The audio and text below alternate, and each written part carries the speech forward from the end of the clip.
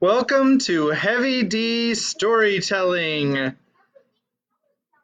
I'm David Sneathen and I'm going to tell you a story. And we're still glitching just like yesterday, so I don't know what the deal is. I do have a notification. Somebody let Rebecca know that we're on. Here I can. We're live. We are live. It's alive! It's alive! That was creepy. Okay. Not yet, but eventually. It is still glitching. I'm not really sure what the glitching is about. That's a little weird. Okay, so today is the 26th of April, so we're going to pull out our English Standard Translation of the Bible. It's actually called the English Standard Version of the Bible. Apologize. Daniel? Daniel's had a little bit of sugar, so. Hi, Kimmy. Nice to see you. Okay, this is chapter 26 from the book of Proverbs in the English Standard Version.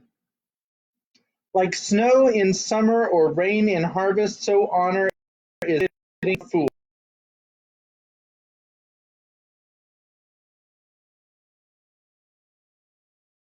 First, right? Start. Middle. Oh, okay. Gotcha. Okay, I'll start over. This is Proverbs chapter 26. Like snow in summer or rain in harvest, so honor is not fitting for a fool. Like a sparrow in its flitting, like a swallow in its flying, a curse that is causeless does not alight. A whip for the horse, a bridle for the donkey, and a rod for the back of fools. Answer not a fool according to his folly, lest you be like him yourself. Answer a fool according to his folly, lest he be wise in his own eyes. Whoever sends a message by the hand of a fool cuts off his own feet and drinks violence. Like a lame man's legs, which hang useless, is a proverb in the mouth of fools. Like one who binds the stone in the sling is one who gives honor to a fool. Like a thorn that goes up into the hand of a drunkard is a proverb in the mouth of fools. Like an archer who wounds everyone is one who hires a passing fool or drunkard. Like a dog that returns to his vomit is a fool who repeats his folly. Do you see a man who is wise in his own eyes? There is more hope for a fool than for him. The sluggard says, there is a lion in the road, there is a lion in the streets. As a door turns on its hinges, so does a sluggard on his bed. The sluggard buries his hand in the dish, it wears him out to bring it back to his mouth. The sluggard is wiser in his own eyes than 7 men who can answer sensibly. Whoever meddles in a quarrel not his own is like one who takes a passing dog by the ears, like a madman who throws firebrands, arrows, and death is the man who deceives his neighbor and says, I am only joking. For lack of wood the fire goes out, and where there is no whisperer, quarreling ceases. As charcoal to hot embers and wood to fire, so is a quarrelsome man for kindling strife. The words of a whisperer are like delicious morsels, they go down into the inner parts of the body. Like the glaze covering an earthen vessel, are fervent lips with an evil heart. Whoever hates disguises himself with his lips, and harbors deceit in his heart. When he speaks graciously, believe him not, for there are 7 abominations in his heart. Though his hatred be covered with deception, his wickedness will be exposed in the assembly. Whoever digs a pit will fall into it, and a stone will come back on him who starts it rolling. A lying tongue hates its victims, and a flattering mouth works ruin. So that is Proverbs chapter 26. Again, this is April. Oops, I just lost my place. April the 26th. Forgot to mark my place here. So we will get back to that tomorrow on April the 27th. And I still need some suggestions of what books that we might read next month, starting on the 2nd of May. We're going to start something else from the Bible. And I haven't 100% decided yet. I've got a good idea, but if you've got a good idea, let me know. And there's 65 other books besides Proverbs, and it's going to be one of them. Okay. So it's time for the synopsis. Is anyone here to give us the synopsis today? Kimberly. As you can see, I just took a shower. And so what happened was Daniel, shush. the Black Knight, he told his story, and he said that he didn't know anything about his past, and then every night he has a curse, and he goes like no, he goes mad first, then he turns into a serpent. And people tie him down onto the chair so he doesn't go crazy and destroy things, apparently. So in order so that they don't go, so that they're able to watch, he tells Jill, Eustace, and Puddleglum to go up the stairs into his private quarters. And so they go up the stairs, and after a few minutes they go back down, and it was just before he goes crazy, and so he tells them under no circumstance to undo the straps on his arms. And then a few seconds later he goes crazy and starts talking about how he's like how he wants to get out of the chair and everything. And so then after a few minutes of saying stuff, he says, "In Aslan's name, get me out of this chair, please." And then they're like, "Oh, look, it's the fourth sign." What was he saying besides Aslan's name? What did he say before that? He was saying that this is the real prince, and the other prince, the prince that is enchanted all day long.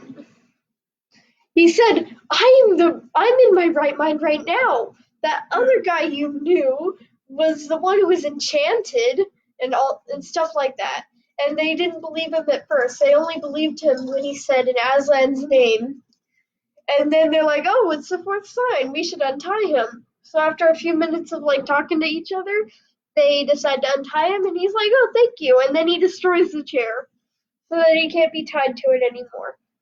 And then after like a few minutes of talking, the green lady comes in, and she tells everybody to stay away from the room for a while, and then she takes out a handful of powder. I forget what the color was, but she threw it in the fire, and it made a nice smell. And then she took out an instrument. I think it was a mandolin. Mandolin? Yeah, a mandolin, and she started playing. And that like enchanted them or something. So then they started talking about mandolin is like a really old-fashioned guitar. But they start talking about about the sun and Narnia, and she's like, "But what is the sun?" And then they're like, "It's a giant. Imagine the lamp, and make it really big and bright, and like thousands of times brighter." Oh, but the lamp is what's real, and the sun is make-believe. Yeah. And then same with Lion, but you just wanted a bigger and better cat. So Anyway, you're telling the whole story over again, so let's do the synopsis. Right. Anyway, so eventually, they all start to give in except for Puddleglum. who stomps on the fire and makes the smell go away so that they can clear their heads a bit. And he says something along the lines of, "So what if Narnia's fake? I'd rather live there than here." And he's been spent his whole life in the underworld searching for Narnia, even if it doesn't exist. Yep.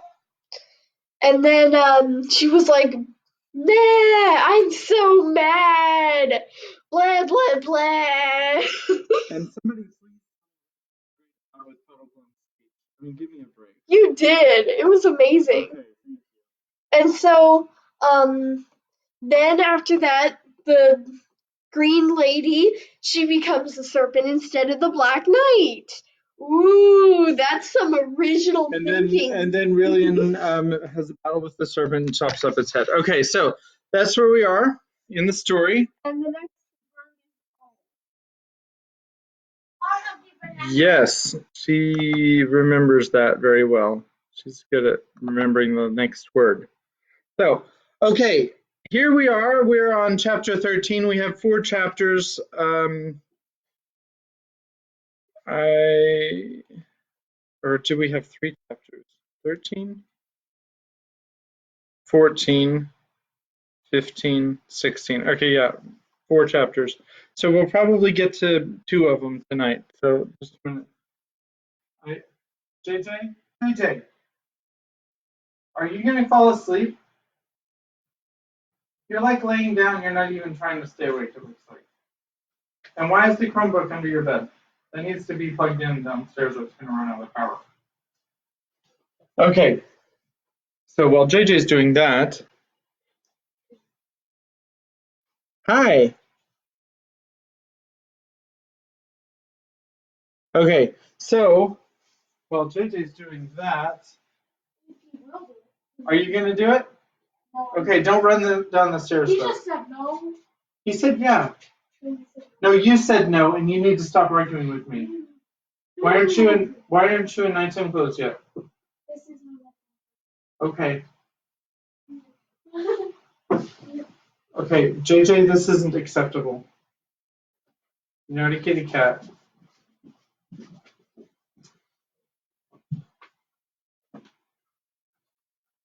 Hi. Okay, so I'm going to start in about 30 seconds. As soon as JJ gets back, he's got to plug in the Chromebook so that they can do their schoolwork tomorrow. Okay, Daniel, focus on yourself. Okay, all right.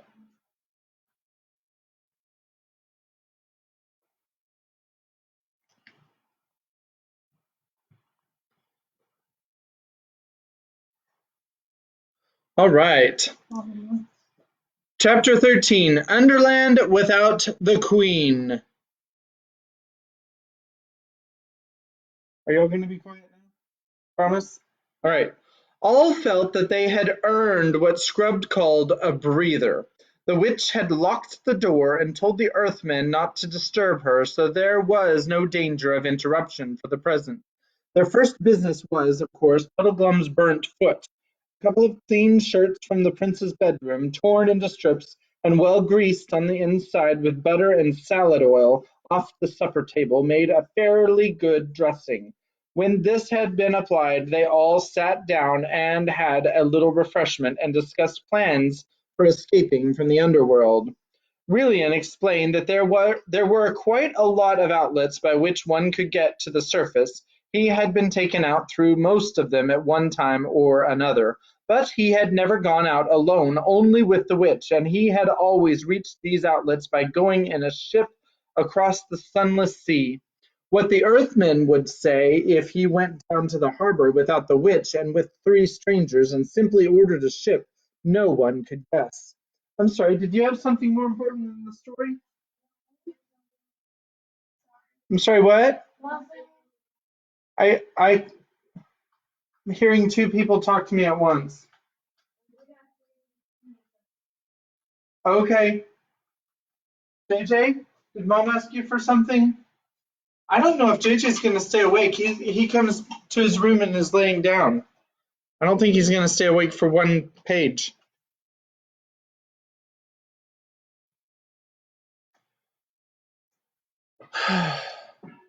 Okay, sorry. How are you doing, Rebecca? What are you looking for, JJ? What?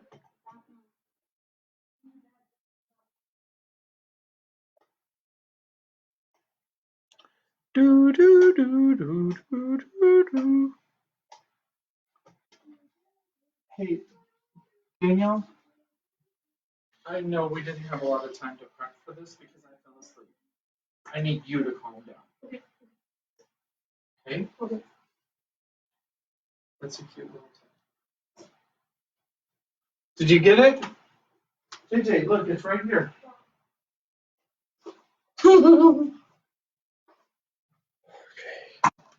This, wait. This, what's it called? Interlude is brought to you by Batman.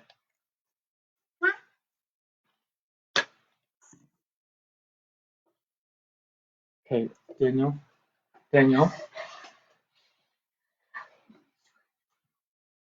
Okay, he's had a pretty good day today, actually, except for losing $50 at Walmart. Other than that, it was a pretty good day. You can't blame me for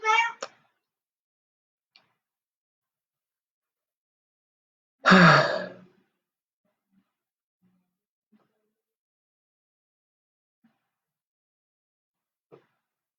Golly. Okay, this is my fault because I fell asleep about half an hour before the live stream was supposed to start, and then I woke up about 8 minutes before it was supposed to start, and it was just kind of a kerfuffle. So, my bad.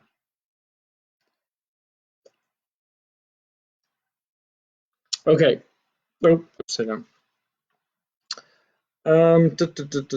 What the Earthman would say if he went down to the harbor without the witch and with 3 strangers and simply ordered a ship, no one could guess, but most likely they would ask awkward questions.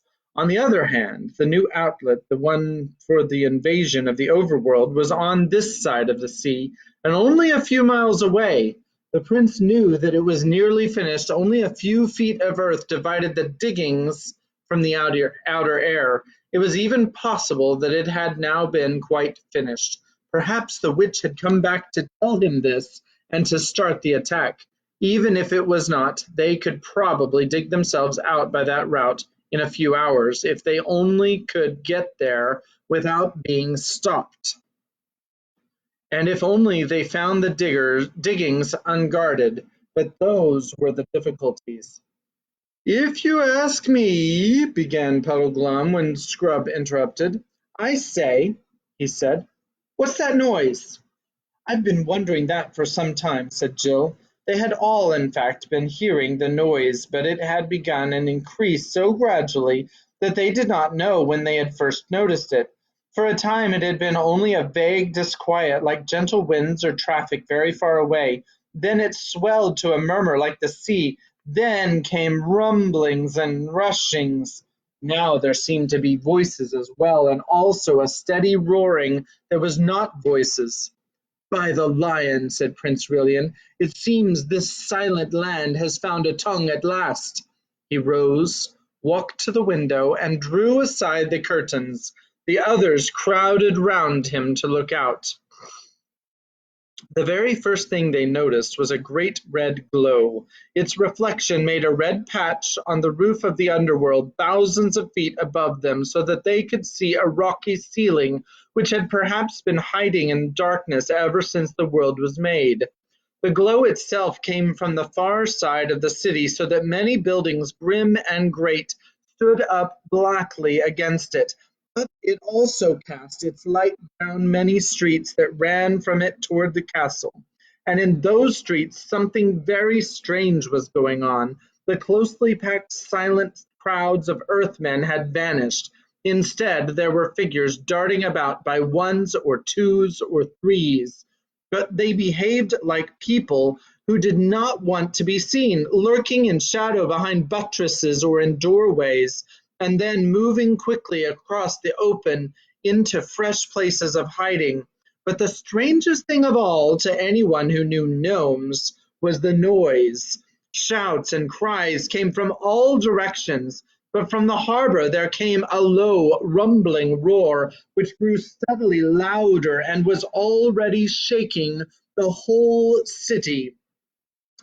"What's happening to the Earthmen?" said Scrub. "Is it them shouting?"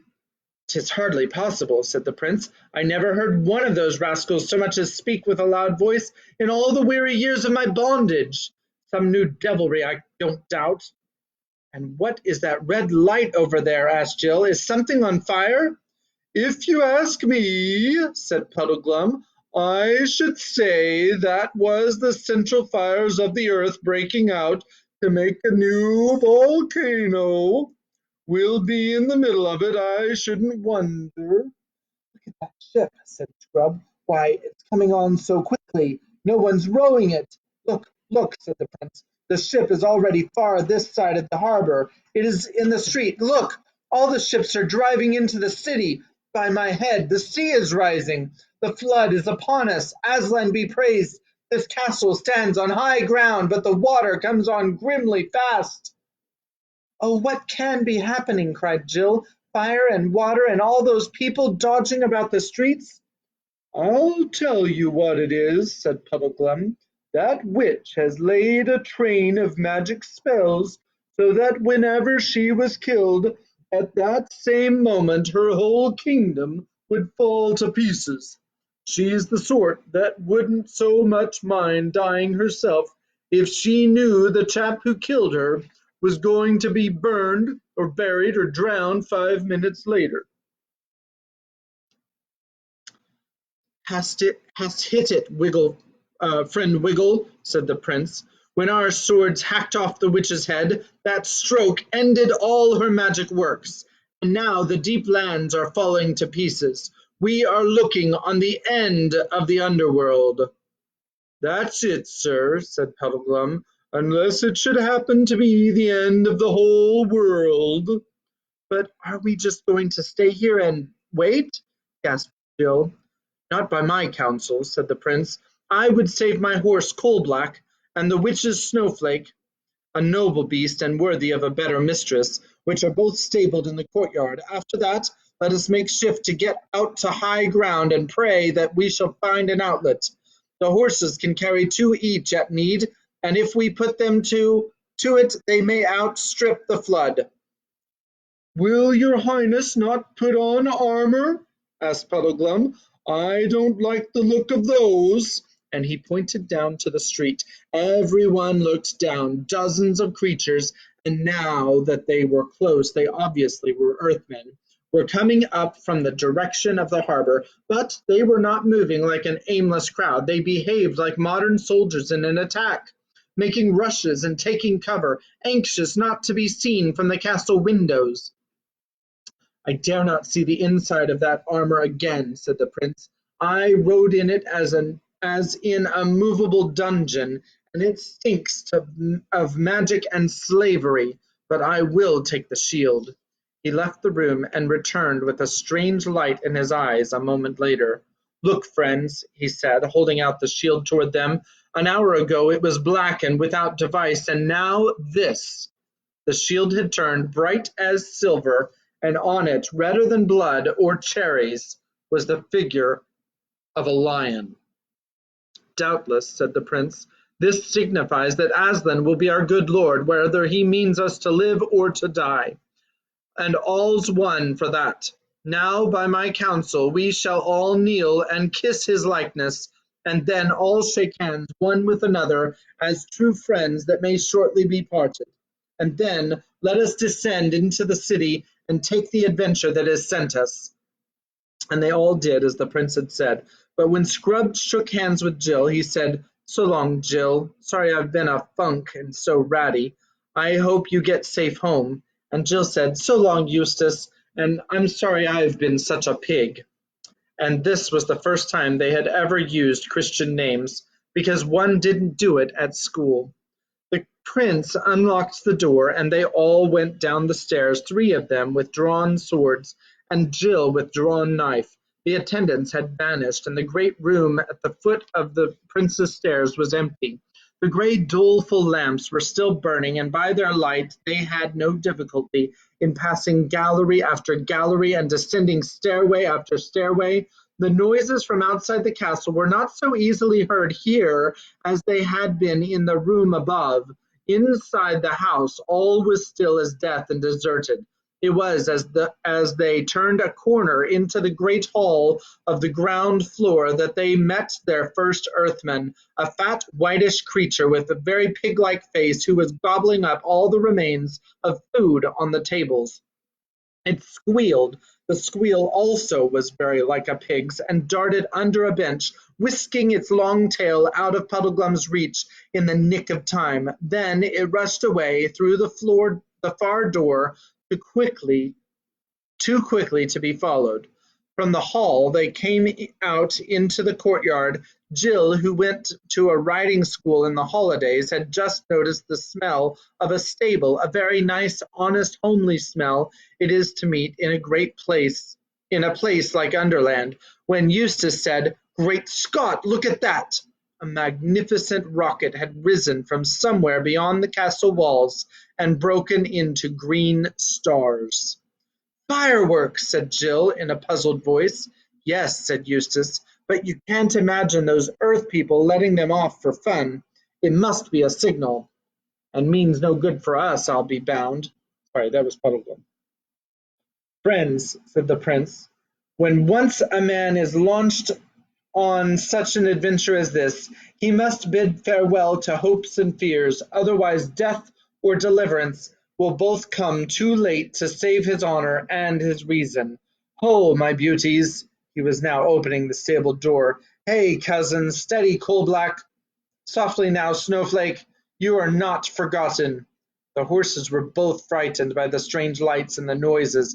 Jill, who had been so cowardly about going through the black hole between one cave and the other, went in without fear between the stamping and snorting beasts, and she and the prince had them saddled and bridled in a few minutes. Very fine they looked as they came out into the courtyard, tossing their heads. Jill mounted Snowflake, and Puddleglum got up behind her. Eustace got up behind the prince on Coal-Black. Then, with a great echo of hoofs, they rode out of the main gateway into the street. "Not much danger of being burnt, that's the bright side of it," observed Puddleglum, pointing to their right. There, hardly 100 yards away, lapping against the walls of the houses, was water. "Courage," said the prince. "The road there goes down steeply. That water has climbed only half up the greatest hill of the city. It might come so near in the first half-hour, and come no nearer in the next two. My fear is more of that." And he pointed with his sword to a great tall earthman with boar tusks, followed by 6 others of assorted shapes and sizes, who had just dashed out of a side street and stepped into the shadows of the houses where no one could see them. The prince led them, aiming always in the direction of the glowing red light, but a little to the left of it. His plan was to get round the fire, if it was a fire, on to the high ground, in hopes that they might find their way to the new diggings. Unlike the other 3, he seemed to be almost enjoying himself. He whistled as he rode, and sang snatches of an old song about Corin Thunderfist of Archenland. The truth is, he was so glad at being free from his long enchantment that all dangers seemed a game in comparison, but the rest found it an airy journey. Here they are traveling through the streets in the underground city. All right. Behind them was the sound of clashing and entangled ships and the rumble of collapsing buildings. Overhead was a great patch of lurid light on the roof of the underworld. Ahead was the mysterious glow, which did not seem to grow any bigger. From the same direction came the continual hubbub of shouts, screams, catcalls, laughter, squeals, and bellowings, and fireworks of all sorts rose in the dark air. No one could guess what they meant. Nearer to them, the city was partly lit up by the red glow and partly by the very different light of the dreary gnome lamps. But there were many places where neither of these lights fell, and those places were jet black. And in and out of those places the shapes of Earthmen were darting and slipping all the time, always with their eyes fixed on the travelers, always trying to keep out of sight themselves. There were big and little faces, huge eyes like fishes' eyes, and little eyes like bears'. There were feathers and bristles, horns and tusks, noses like whipcord, and chins so long that they looked like beards.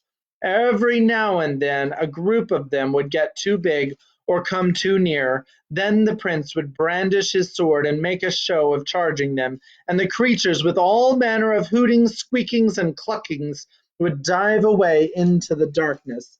But when they had climbed many steep streets and were far away from the flood and almost out of the town on the inland side, it began to be more serious. They were now close to the red glow and nearly on a level with it, though they still could not see what it really was. But by its light they could see their enemies more clearly. Hundreds, perhaps a few thousands of gnomes were all moving toward it, but they were doing so in short rushes, and whenever they stopped they turned and faced the travelers. "If your highness asked me," said Puddleglum, "I'd say those fellows were meaning to cut us off in the front." "That was my thought too, Puddleglum," said the prince, "and we can never fight our way through so many. Hark you, let us ride forth close by the edge of yonder house, and even as we reach it, do you slip off into its shadow.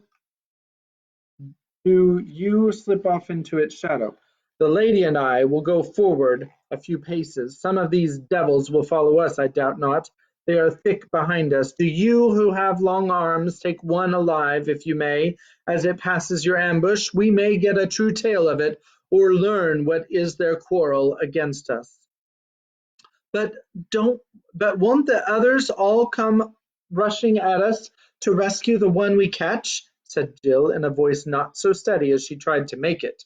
"Then, madam," said the prince, "you shall see us die fighting around you, and you must commend yourself to the lion. Now, good Puddleglum." The Marshwiggle slipped off into the shadow as quickly as a cat. The others, for a sickening minute or two, went forward at a walk. Then suddenly from behind them there broke out a series of blood-curdling screams, mixed with a familiar voice of Puddleglum saying, "Now then, don't cry out before you're hurt, or you will be hurt, see? Anyone would think it was a pig being killed." "That was good hunting," exclaimed the prince, immediately turning coal-black and coming back to the corner of the house. "Eustace," he said, "of your courtesy, take Coal-Black's head." Then he dismounted, and all three gazed in silence while Puddleglum pulled his catch out into the light. It was a most miserable little gnome, only about 3 feet long.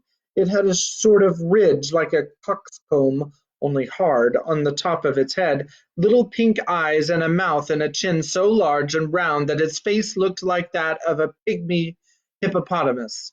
If they had not been in such a tight place, they would have burst into laughter at the sight of it. "Now, Earthmen," said the prince, standing over it and holding his sword point very near the prisoner's neck, "speak up like an honest gnome, and you shall go free. Play the knave with us, and you are but a dead Earthman. Good Puddleglum, how can it speak while you hold its mouth tight shut?" "No, and it can't bite either," said Puddleglum. If I had the silly soft hands you humans have, saving your highness reverence, I'd have been all over blood by now, yet even a Marshwiggle gets tired of being chewed." "Sirrah," said the prince to the gnome, "one bite and you die. Let its mouth open, Puddleglum." "Oi, oi!" squealed the Earthman. Let me go, let me go! It isn't me, I didn't do it." "Didn't do what?" asked Puddleglum. "Whatever your honors say I did do," answered the creature. "Tell me your name," said the prince, "and what you Earthmen are all about today." "Oh, please, your honors, please, Kind gentlemen, whimpered the gnome, promise you I will not tell the Queen's Grace anything I say. Promise you will not tell the Queen's Grace anything I say. The Queen's Grace, as you call her, said the prince sternly, is dead. I killed her myself. What? Cried the gnome, opening its ridiculous mouth wider and wider in astonishment. Dead? The witch dead? And by your honor's hand? It gave such a huge sigh of relief and added, Why then, your honor is a friend. The prince withdrew his sword an inch or so. Puddleglum let the creature sit up. It looked round on the four travellers with its twinkling red eyes, chuckled once or twice, and began. Chapter 14, The Bottom of the World. The first word is my. And let me check and see if JJ's awake or asleep. JJ? He says he's awake. All right, Batman. Looks like we get one more chapter. Let's see how long this is. The Bottom of the World. So last book we went to the very end of the world. This one goes to the bottom of the world. Chapter 14, The Bottom of the World. My name is Gulg, said the gnome, and I'll tell your honors all I know. About an hour ago we were all going about our work, her work I should say, sad and silent, same as we've done any other day for years and years. Then came a great crash and a bang. As soon as they heard it, everyone says to himself, I haven't had a song or a dance or let off a squib for a long time. Why's that? And everyone thinks to himself, why? I must have been enchanted. And then everyone says to himself, I'm blessed if I know why I'm carrying this load, and I'm not going to carry it any farther. That's that. And down we all throw our sacks and bundles and tools. Then everyone turns and sees the great red glow over yonder, and everyone says to himself, what's that? And everyone answers himself and says, there's a crack or chasm split open, and a nice warm glow coming up through it from the really deep land 1,000 fathom under us. Great Scott, exclaimed Eustace. Are the other lands still lower down? Oh, yes, your honor, said Gulg. Lovely places, what we call the land of Bism. This country where we are now, the witch's country, is what we call the shallow lands. It's a good deal too near the surface to suit us. Ugh! You might almost as well be living outside on the surface itself. You see, we're all poor gnomes from Bism, whom the witch has called up here by magic to work for her, but we'd forgotten all about it till the crash came and the spell broke. We didn't know who we were or where we belonged. We couldn't do anything or think anything except what she put into our heads, and it was glum and gloomy things she put there all those years. I've nearly forgotten how to make a joke or dance or jig. But the moment the bang came and the chasm opened and the sea began rising, it all came back. And of course, we all set off as quick as we could to get on the crack and home to our own place. And you can see them over there all letting off rockets and standing off on their heads for joy. And I'll be very obliged to your honors if you'll soon let me go and join in. I think this is simply splendid, said Jill. I'm so glad we freed the gnomes as well as ourselves when we cut off the witch's head, and I'm so glad they aren't really horrid and gloomy any more than the prince really was, well, what he seemed like. That's all very well, Poles, said Puddleglum cautiously, but those gnomes didn't look to me like chaps who were just running away. It looked more like military formations, if you ask me. Do you look me in the face, Mr. Gulg, and tell me you weren't preparing for battle? Oh, of course we were, your honor, said Gulg. You see, we didn't know the witch was dead. We thought she'd be watching from the castle. We were trying to slip away without being seen, and then, when you four came out with swords and horses, of course everyone says to himself, here it comes, not knowing that his honor wasn't on the witch's side, and we were determined to fight like anything rather than give up the hope of going back to Bism. I'll be sworn 'tis an honest gnome, said the prince. Let go of it, friend Puddleglum. As for me, good Gulg, I have been enchanted like you and your fellows have but newly remembered myself. And now one question more. Do you know the way to those new diggings by which the sorceress meant to lead out an army against Overland? Eee! Squeaked Gold. Yes, I know that terrible road. I will show you where it begins. But it is no manner of use, your honor, asking me to go with you on it. I'd die rather. Why? Asked Eustace anxiously. What's so dreadful about it? Too near the top, the outside, said Gold, shuddering. That was the worst thing the witch did to us. We were going to be led out into the open, into the outside of the world. They say there's no roof at all out there, only a horrible great emptiness called the sky. And the diggings have gone so far that a few strokes of the pick would bring you to it. I wouldn't dare go near them. Hurrah! Now you're talking, said Eustace, and Jill said, but it's not a horrid at all up there. We like it. We live there. Oh, I know you overlanders live there, said Gog, but I thought it was because you couldn't find your way down inside. You can't really like it, crawling about like flies on the top of the world. What about showing us the road at once? Said Puddleglum. In a good hour, cried the prince. The whole party set off. The prince remounted his charger. Puddleglum climbed up behind Jill, and Gulg led the way. As he went, he kept shouting out the good news that the witch was dead, and that the 4 overlanders were not dangerous. And those who heard him shouted it on to others, so that in a few minutes the whole Underland was ringing with shouts and cheers, and gnomes by hundreds and thousands leaping, turning cartwheels, standing on their heads, playing leapfrog, and letting off huge crackers came pressing round Coal-Black and Snowflake,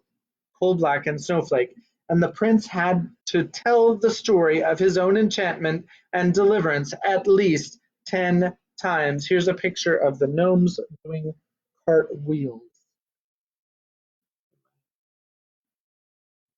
Perfect. Okay.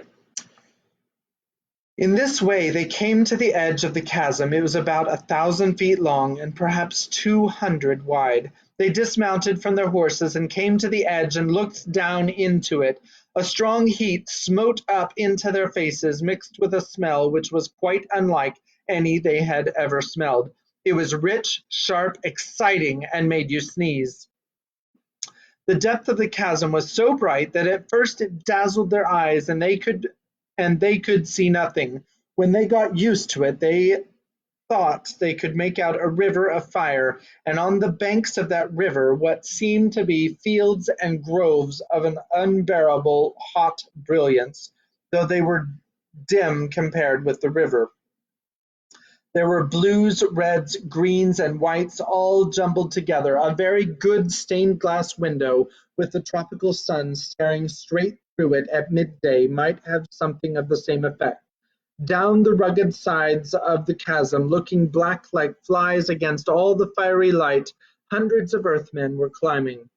Your honors, said Golg, and when they turned to look at him, they could see nothing but blackness for a few minutes. Their eyes were so dazzled. Your honors, why don't you come down to Bism? You'd be happier there than in that cold, unprotected, naked country on top, or at least come down for a short visit. Jill took it for granted that none of the others would listen to such an idea for a moment. To her horror, she heard the prince saying, Truly, friend Golg, I have half a mind to come down with you, for this is a marvellous adventure, and it may be no mortal man has ever looked into Bism before, or will ever have the chance again, and I know not how, as the years pass, I shall bear to remember that it was once in my power to have probed the uttermost pit of the earth, and that I forbore. But could a man live there? You do not swim in the fire river itself? Oh, no, your honor, not we. It's only salamanders that live in the fire itself. What kind of beast is your salamander? Asked the prince. It's hard to tell their kind, your honor, said Golg, for they are too white hot to look at.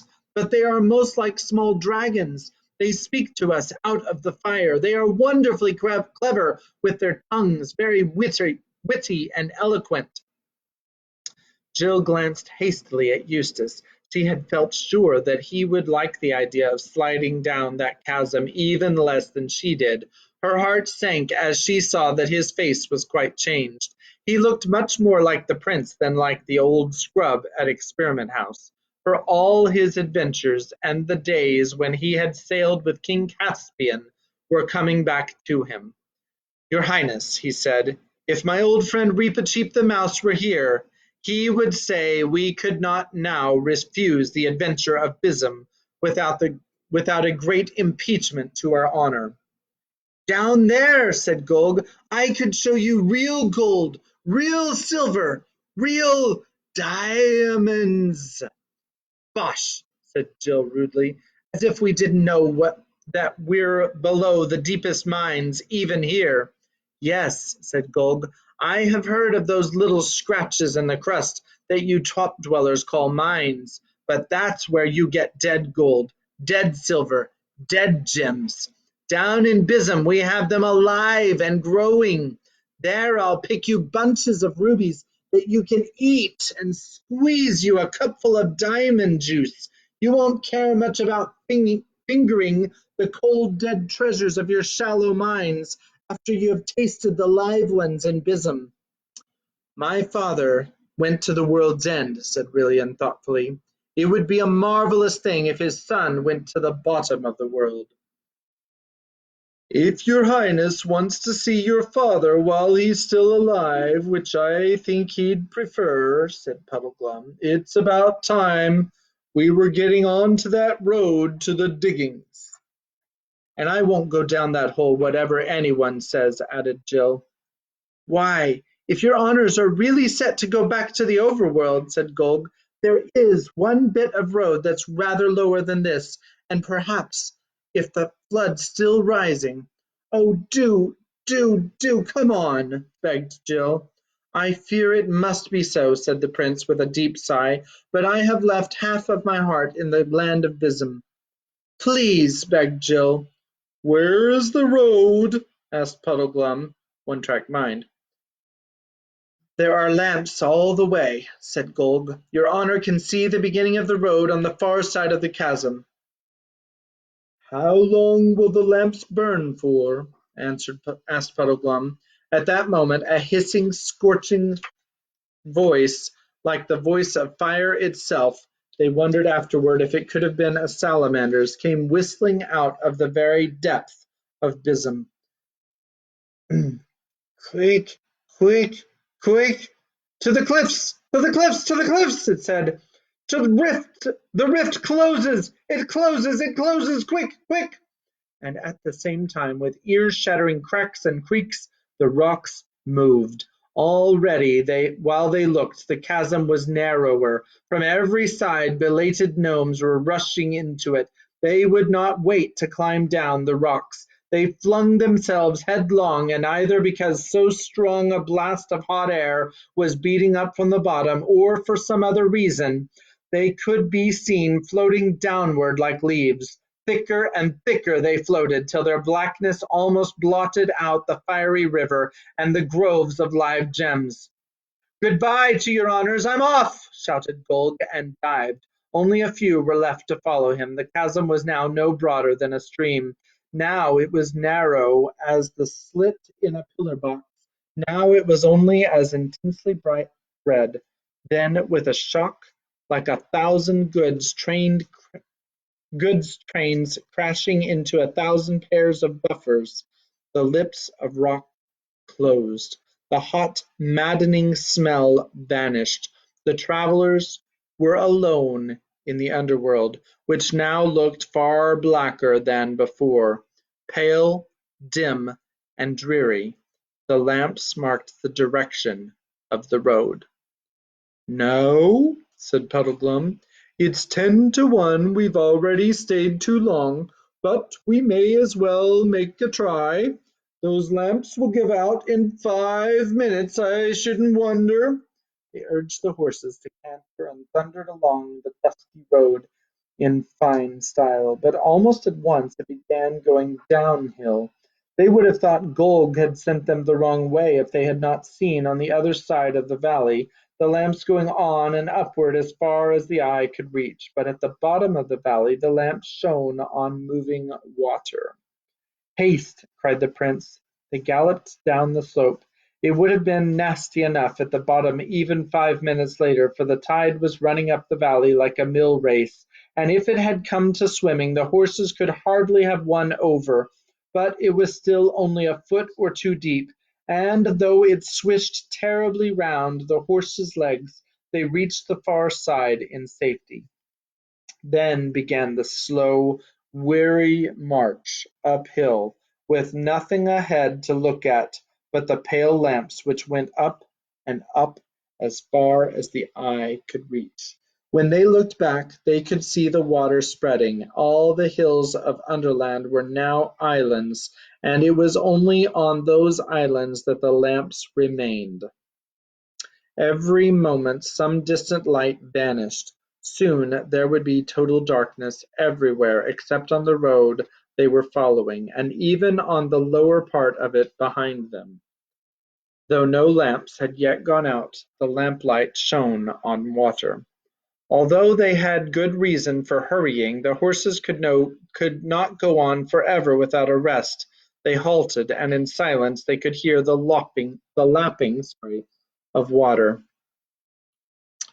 "I wonder it's what's-his-name, Father Time, flooded out now," said Jill, "and all those queer sleeping animals."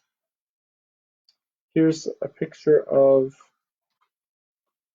them in the trail that leads out of the underworld. "I don't think we're as high as that," said Eustace. "Don't you remember how we had to go downhill to reach the Sunless Sea? I shouldn't think the water has reached Father Time's cave yet." "That's as it may be," said Puddleglum. "I'll be more interested in the lamps on this road. Looks a bit sickly, don't they?" "They always did," said Jill. "Ah, said Puddleglum, "but they're greener now." "You don't mean to say you don't think they're going out?" cried Eustace. "Well, however they work, you can't expect them to last forever, you know," replied the Marshwiggle. "But don't let your spirits down, Scrub. I've got my eye on the water, too, and I don't think it's rising so fast as it did." "Small comfort, friend," said the prince, "if we cannot find our way out. I cry you mercy all. I am to blame for my pride and fantasy which delayed us by the mouth of the land of Bysm. Now let us ride on." During the hour or so that followed, Jill sometimes thought that Puddleglum was right about the lamps, and sometimes thought it was only her imagination. Meanwhile the land was changing. The roof of Underland was so near that even by the dull light they could now see it quite distinctly, and the great rugged walls of Underland could be seen drawing closer on each side. The road, in fact, was leading them up into a steep tunnel. They began to pass picks and shovels and barrows and other signs that the diggers had recently been at work.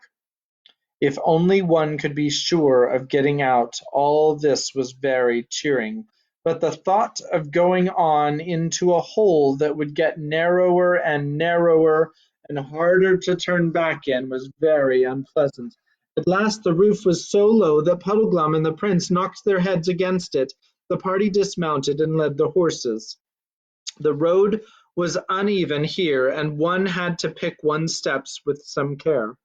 That was how Jill noticed the growing darkness. There was no doubt about it now. The faces of the others looked strange and ghastly in the green glow. Then, all at once, she couldn't help it, Jill gave a little scream. One light, the next one ahead went out altogether. The one behind them did the same. Then they were in absolute darkness. "Courage, friends," came Prince Rilian's voice.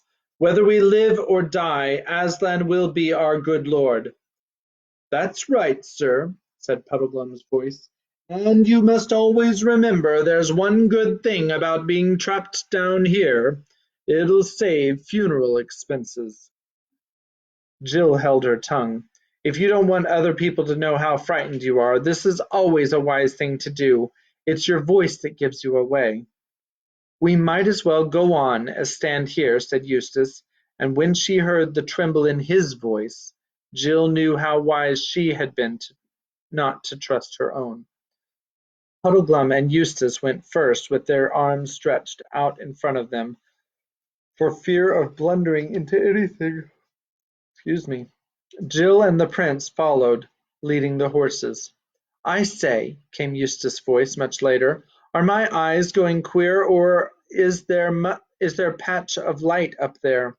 Before anyone could answer him, Puddleglum called out, Stop! I'm up against a dead end, and it's earth, not rock. What were you saying, Scrub? By the lion, said the Prince, Eustace is right. There is a sort of...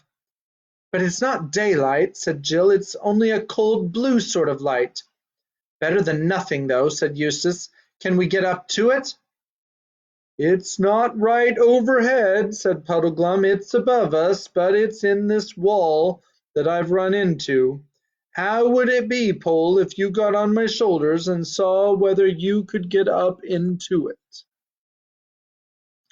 Chapter 15 is called The Disappearance of Jill, and the first word is the. So we will save that for tomorrow, along with chapter 16, The Healing of Harms. And so I'm looking forward to finding out whether or not they get to the overworld, get back to the land of blue skies and the sun and all that. So if you want to find out what happens in the conclusion of the Silver Chair, tune in tomorrow, and we'll be back here at the same time. And I hope that you're enjoying the reading, and I am going to say good night and God bless you. Good night. We love you, Becca.